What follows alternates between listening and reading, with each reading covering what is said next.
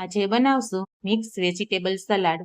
તેના માટે તમે તમારી ઈચ્છા અનુસાર કોઈ પણ વેજીટેબલ લઈ શકો છો. મેં અહીં કેરી, કાકડી, ગાજર, ટામેટા, બીટ અને ધાણા ભાજી લીધા છે.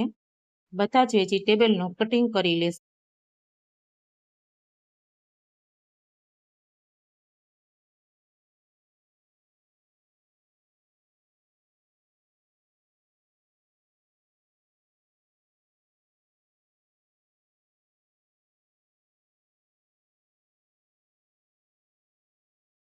વેજીટેબલ કટ થઈ જાય એટલે તેને એક બાઉલમાં લઈ લેશું.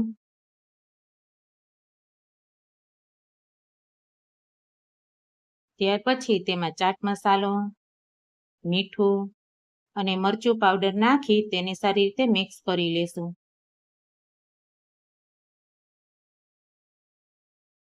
રેડી છે મિક્સ વેજીટેબલ સલાડ.